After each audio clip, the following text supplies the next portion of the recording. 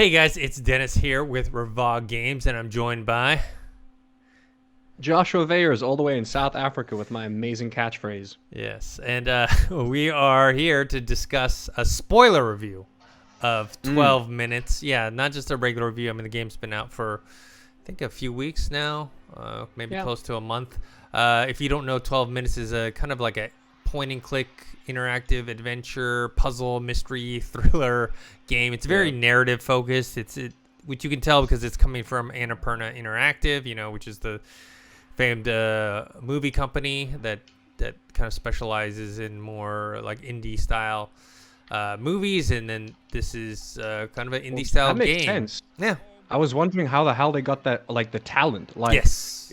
Once again, as I know you said it before the time, hopefully this will say spoilers in the title. Yes, it will. For sure. If you haven't played the game, don't watch this video, guys. Yeah. Play the game first. Unless you don't just choose on not playing the game, you may as well watch this then. But I highly do recommend it. It has that isometric view. Isometric, yeah. Isometric view.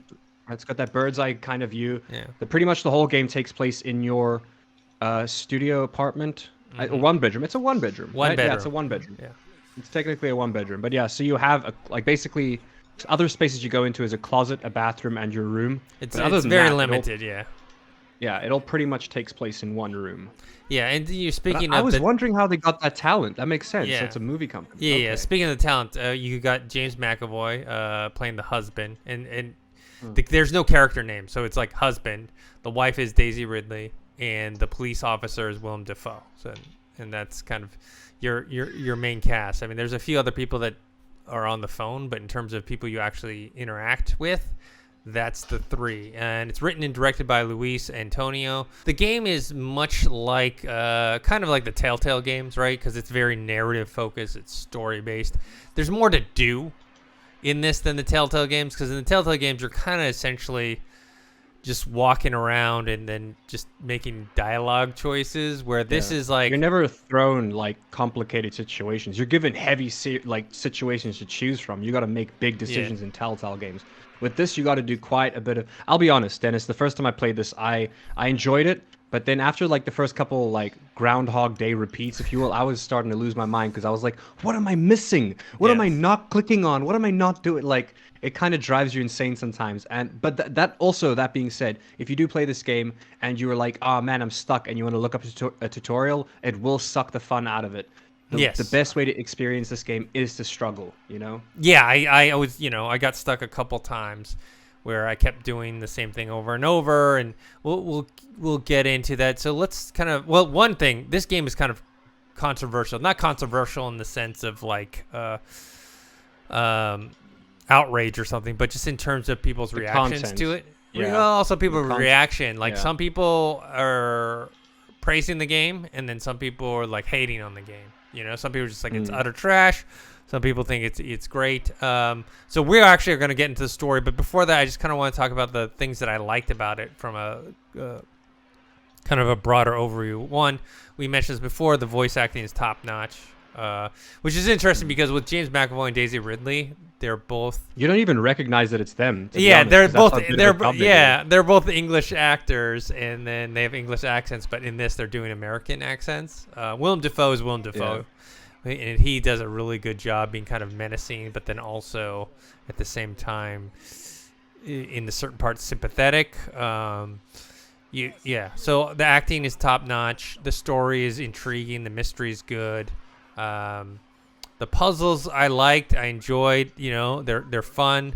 They're not too easy. They're also not too hard, except for a couple spots where you kind of have to like really figure stuff out. What I did like was sometimes you would have to like do certain things that would cause you to fail, but you needed to do them in order to learn more. Which is one. The biggest one is that you basically in the beginning you hide from your wife. And you go into the closet and you basically watch her get killed, and that way you get information about where the watch is. You get information kind of why this guy is after her, like all the stuff you're not going to get if you were there, because when you're there she doesn't want to admit anything, and then you just end up getting killed, and then you get no his main motivation is to find this watch as well. and to sell it and whatnot. And so yeah, I like that aspect of it. I mean, the good thing is you can kind of fast forward dialogues that you've already had, which helps. But when you do get stuck, sometimes you have to kind of repeat the order of things. Like I had to keep repeating, getting the watch and hiding it, and like I couldn't figure the one thing that I couldn't figure out for the longest time, but then I eventually did, was how to incapacitate Willem Dafoe. Yeah. With the light switch. And to be honest, I feel like the reason that I figured that out was because there was probably something similar, because I played a ton of these adventure point-and-click games back in the day with Sierra. If you've ever played any of the old school Sierra games. Oh, Sierra, what a throwback. Yeah, like oh if you're talking King's Dennis, Quest, just Police so you know, Quest. unfortunately, half the people listening to this probably don't even half. know what Sierra was. More than half. Sierra, what a throwback. They had the coolest little intro as well. Sorry to get off topic. Yeah. Kind of like Sega had Sega. Yeah. Sierra had little Sierra. it Yeah. was adorable. Yeah, so they played, they were, back in the day, those were like the biggest games. Like we always talk about, like the game industry is cyclical, right? FPS is the big thing. Right now, Battle Royale is the big thing, Platformers used to be a big thing. So back then, it was adventure, point-and-click adventure games. So we're talking about King's Quest, Police Quest, Space Quest, and then Leisure Suit Larry, which was like their R-rated point-and-click adventure. And so this is kind of... Oh, Gabriel Knight was a huge one for me. I loved that game. That was my favorite of all of them. Yeah, wait, would Dragon's Lair count? I don't think so. Would that? No, that's not really... I don't think so. It's more like reaction-based yeah, choices-based. Yeah. But anyways, I feel like I had like done something similar to that, and that's kind of how I figured it out.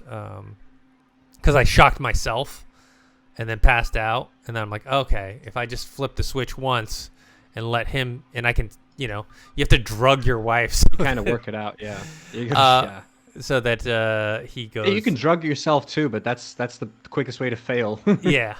Like you just pass out. There's a lot of cool different things you can do, different scenarios. Kind of the things I didn't care for was that, one, yes, it gets repetitive, especially if you get stuck on a part.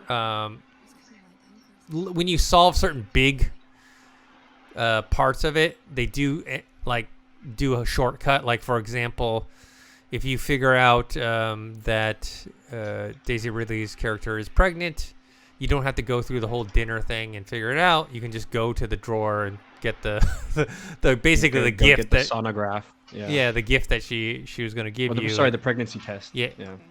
And show that to her, or you can just say it, and now you have that information. So a lot of this stuff, they do give you some shortcuts, but not all the time.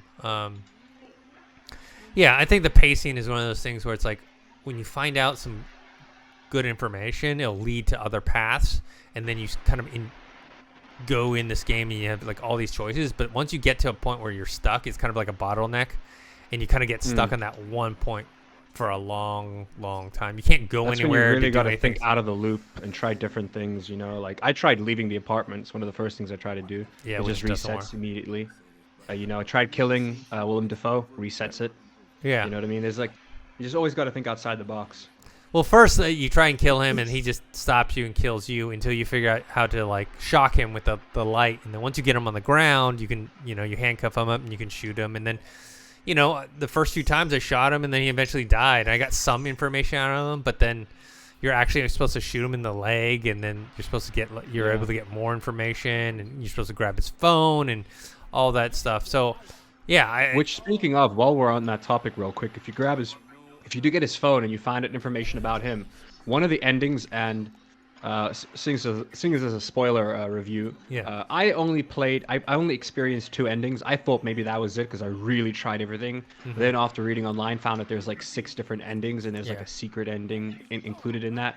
One of the endings is where you literally call his like kid and rat on him before he does the murder. Yes, I did that even before I finished the game, and then he basically. Oh, nice.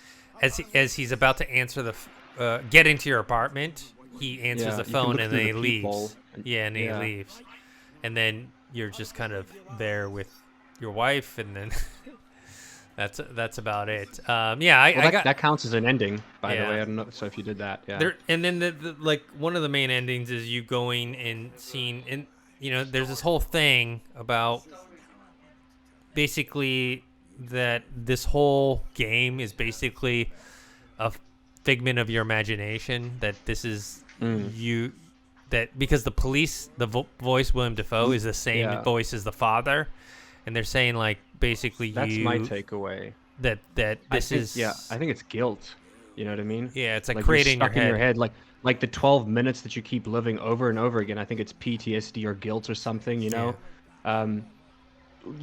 Before we get into we're not really going to get into all the different endings, but let's direct the elephant in the room, which is the horrible twist really that you find out. So the first thing you find out is your wife is pregnant with your child.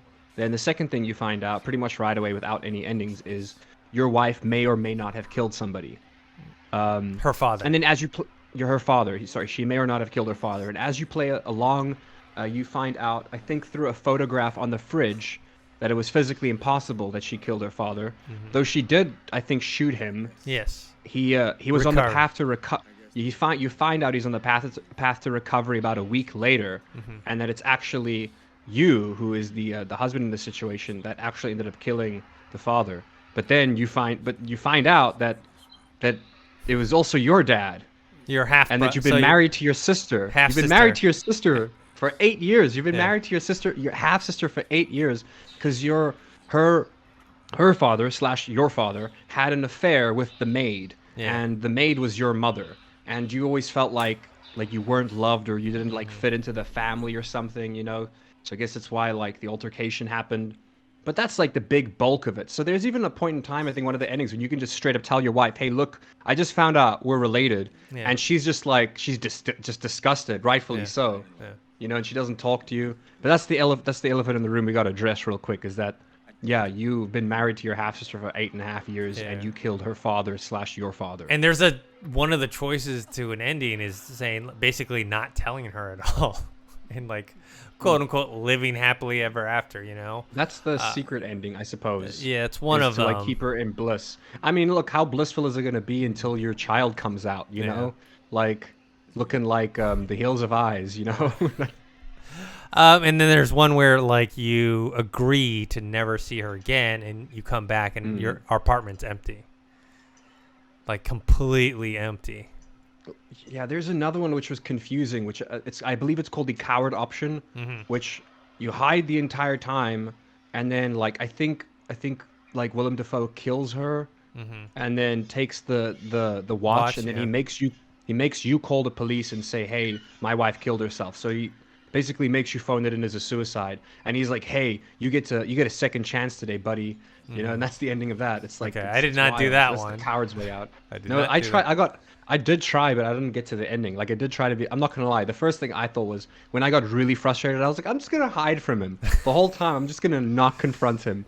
And I got pretty far, but it's actually kind of difficult to hide from him, without him checking the closet or the rooms. Yeah, and stuff, there's some logic issues where sometimes there's no way he would go check the closet, but he does anyway. You know what I mean? Because the whole conceit is that your wife doesn't know you're home, so she tells him, you're not home yet and whatnot. But you can hide even with her knowing that you're home, and she never mentions you at all, and yet he still looks for you in the closet, which doesn't make any sense. It's the first place he looks when I did it. When I hid in the closet the first place, as soon as he entered the apartment, the first place he went to was the closet, which I agree. Logic-wise, it's a bit iffy, Yeah. Yeah. Unless, do we know if Willem Dafoe's main character used to be a cop? Yeah, he is was he faking to be a cop, or is he a cop? I'm not too sure. I can't remember. I remember the first time he says, "Police, open up," but I don't know if he was ever faking to be. Because if he was one, then maybe he could be trained to check the closet. But that's a small detail to get hung up on, anyways. Yeah.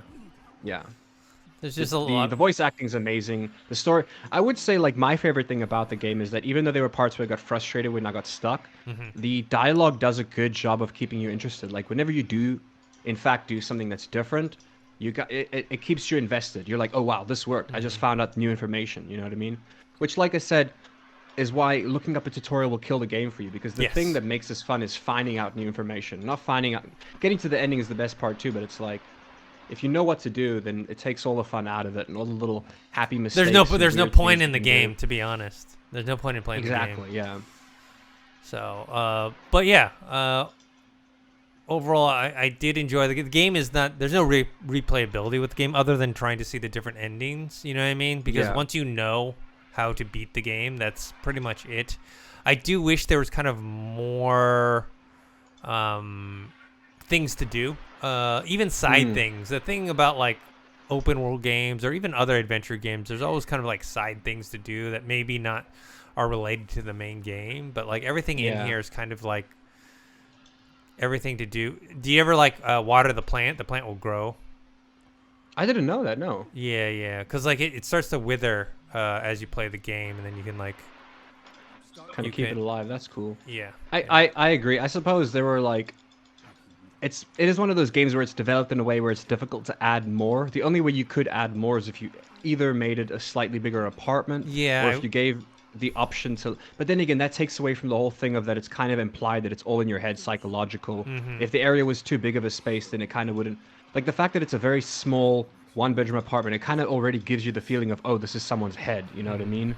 Like, but I would have liked to have some interaction of like maybe an elevator or the stairs, you know, maybe you could meet Willem Dafoe halfway through or something, or, you know, or like I guess a good side quest would be like if you had neighbors, but then again, if you had neighbors, it defeats the purpose of you being in your head, dealing with either PTSD or stress or whatever it is that this. I mean, there is a neighbor. If you try to open the door before you go into your own apartment, one side is empty because it hasn't been rented out, and the other side, you actually try to go in, you make some noise, and then they have a baby, and I think you wake up the baby or something like that. Yeah, but you can't go inside. Well, that's like a memory thing as well. Like, you know, like, hey, your crying baby neighbor, you probably remember that, you know what I mean? That's the kind of stuff you think of in your sleep, or you'll hear in your dreams, you know, if you hear it enough. Yeah. Trippy though, I would say the twist is good. The twist is good. I really genuinely wasn't, from the very beginning of this game, I was not expecting that kind of twist.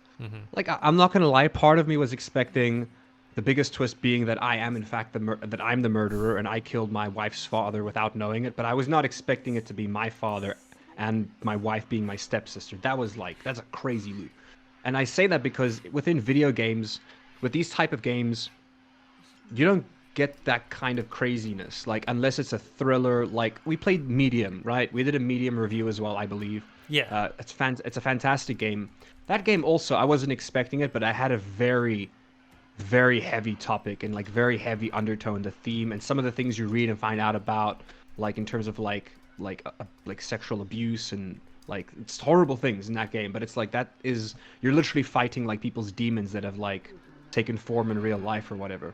But this game, because of just the way it looks, I was just expecting, you know, like I wasn't expecting any like kind of messed up part to it. And I don't want to say the word, but I have to. But incest isn't exactly a theme you see in video games, you know. So I was shook. If I filmed my reaction to this, it would have gone viral. I was shook, Dennis. Like, my jaw was on the floor. Yeah, it's one of those games that, like, you know, is all kind of how you interpret or not interpret, like how you enjoy this game is dependent solely on your kind of involvement or engrossment into the story and the characters. Because if you don't care about it at all, the game just doesn't work. You know what I mean? You have to care about the central mystery and story and all that stuff. Yeah. So, yeah. But yeah, the game's got 6 endings. I only experienced 2. I think I did 3. Yeah. But yeah, it's cool because I didn't know the game had 6 endings. So it's one of those things where I'm not exactly gonna go hopping into the game right away because, like you said, there's no replayability. But if I was sitting here with a friend, definitely, who hasn't experienced it, you know, I would love to like sit down next to somebody and see how they get through it. Even though I've already played the game and I know what's gonna happen, I could still see a lot of entertainment value in watching somebody else play it. Like if I had a guest over, or even if I was watching somebody stream it. You know? The only problem is the game, like, it's not really a one sitting game. Even though it's a 5, 6, 7 hour game, depending on how long it takes you. But it's not a sit down once and finish it, because what happens is you get stuck and literally like you try and then you just stop. Like at least that's what I did. Brain. You know, I had to give it a day, Dennis. I had to literally like wait a day. I was like, I'm so like, it's one of those like when you get stuck and you keep doing the same thing over and over again. I had to literally like leave it for like, my plan was to leave it for a few hours, but then I forgot about it. Came back to it the next day with a fresh brain, and one of the first things I tried differently, and I got some new information, you know? So for me, it even lasted longer than 6 hours because I needed to give my brain time to like get away from it and think about it. I played in 1 hour to 2 hour chunks, you know? So you're talking about, I think I spent 6-7 hours on it, you know? So, and I didn't play it all on the same day. It's the kind of game you would get sick of. You'd get sick of it after about 2 hours. It's a good game, but it's one of those things where at the 2 hour point, you're doing so much repetition that it's not that much fun. But it's an experience at the end of the day. The game is mainly an experience. Mechanics are okay. It's it really is a point and click game. Like true and true. In the case of you got to drag things over each other, it doesn't. The game kind of assumes you've played point and click games before, because it never once explains to you like, oh, find the sleeping pills, drag the sleeping pills into the tea. The tea is now drugged. You know what I mean? Like, I can understand for some people if they've never played a point and click game, they don't know what's going on, but you'll figure it out. You know what I mean? You'll get stuck enough, and you'll think to yourself, wow, if there's sleeping pills and there's water, surely you can figure out that if you drag the two across each other, you'll be able to, you know, make some sleepy water, whatever you want to call it. Yeah, I just wish there was kind of more stuff to do. I wouldn't have minded a bigger space. I would have liked, like, I think I agree with you with more stuff. I would say even in the terms of, like, more, like, I don't want to say more useless stuff, but, like, it would be fun if, like, whenever I'm stuck, I could have just instead sat down and played a game of chess by myself or something, you know? Or, like, if there were more interactions in the room, you know what I mean? If there were more interactions, that would be cool. Like, if the dude had a PlayStation, you could turn on and play. Like, you're not playing, but you can, like, let him chill out for 2 or 3 minutes. Like, I think it would have been cooler if there were more interactions, you know, that you could do. Whether they add to the story or not, I couldn't really care. But as long as there was just more interactions. Because at the end of the day, more interactions could also throw you off. Yeah. That can add to the gameplay in terms of, like, you're like, does this matter? No, you're just playing PlayStation, you know? Yeah, it's got no value to anybody's life. Exactly. Or even, or create multiple ways to do certain things, you know, different, you know, if you know, want to get information a certain way, do this, do that, or whatever. So, yeah, overall, you know, the game is $24.99, or it's free on Game Pass. I mean, free and you pay for the subscription. Personally, I mean, I think it's a really good game for if you do have Game Pass, because when you're not paying any extra for it, and it's, you know, it's a different type of game than you're probably usually playing, and it doesn't require that much like engagement, you know, in terms of like your total hours, and also it's a game that you can play for an hour or so and then just stop and then come back to it later. $24.99. I feel like it's probably worth $20. It's like a $20 experience, you know. Yeah. I'm going to $25 makes sense for Willem Dafoe, Daisy Ridley. You know, like you're paying an extra $5 for them. Like, I feel like, but then again, it's because we've worked in the industry that we kind of have that thought where if I was your average Andy, I don't think I would pay more than $20 for this. But knowing that celebrities need to get paid, like, and they need to get paid their celebrity amount, like, I can understand the $25 mark. You know, I'm surprised it's not higher. I'm actually glad. Well, I'm super glad it's not higher. But I could see them having charged $30 for this just because of name talent attached. You know, I'm glad it's $25 though. But I think you're right. $20 would have been that sweet spot. Yeah. You know. Yeah, but I mean, on Game Pass, it's a perfect game for Game Pass. Yeah, you know? It's essentially free. Out of 10, I'm gonna give it a 7.5 out of 10. What are you gonna give it? In terms of like an overall game, that's difficult for me to say. But in terms of point and click games that I have played, and I probably haven't played as much as you, but I've played my fair hand. Like I played a few. I would say this one was one of the best point and click games I've ever played in my life. Not story wise, but in terms of actual like gameplay, you know what I mean, and like puzzles and think. A lot of point and click games are, at least nowadays, they're too in your face and obvious. You know what I mean? This one I had to really think about it. It was a lot of puzzles, and for that I would give it an 8. Cool. Maybe a 7.8. you know. Okay. But I give it an 8. Yeah.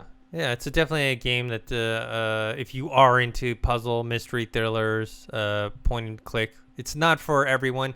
I played it on the PC with my mouse because it's just, I think, an easier experience. It's funny because like they have supposedly controller support, but when you they do, put up I the did controller, it the first time. It was so weird. Well, for me, like my cursor just went all over the place. Like I couldn't even do it, you know. So I was like. Yeah, it was. Well, you use your left stick to control the dude, which is a bit easier. But then the whole dragging things across each other, it just feels weird, you know. Like picking something up and dragging it just doesn't feel right with a thumbstick. Though I suppose for people who play things like Minecraft or any survival game, they're normal. That's used to that. But yeah. Yeah. Cool. But yeah, the reason I give it an 8 out of 10 as well is because of the time. If the game was longer, my score would be lower. In my I give it an 8 out of 10 because it's good for the amount of time. You know what I mean? If it was any longer and it dragged out more, if they were like more, then yeah. But yeah, I give it an 8 out of 10. Cool. All right, guys. That's it for this spoiler review of 12 minutes. Did you guys play the game? What did you guys think? What would you score it out of 10? You know, what did you like about it? What didn't you like about it? Would you like to see a sequel? Because I could see like them using this premise with a completely different story. You know, don't use the same characters. Just use the same premise. And then figure out a story from there. And like I said, Game Pass or $20, I think I would definitely get it. You know, Josh, tell us what ending you guys got. Yeah. The first ending you guys got. I'm curious. Yeah. And Josh, where can people find you? You guys can find me right here on this channel at Revog, or you guys can find me on Twitch at Josh_Toki, where I mainly stream Valorant. And you can find me on Twitter at ThinkHero or Instagram, Dennis.tzng. Subscribe to this YouTube channel, youtube.com/Revog. Follow us on Twitter at Revog Games. We have a Discord. We have a podcast every week. You can find that on Spotify or Anchor.fm. So until the next review or podcast, we'll see you guys later. See you later.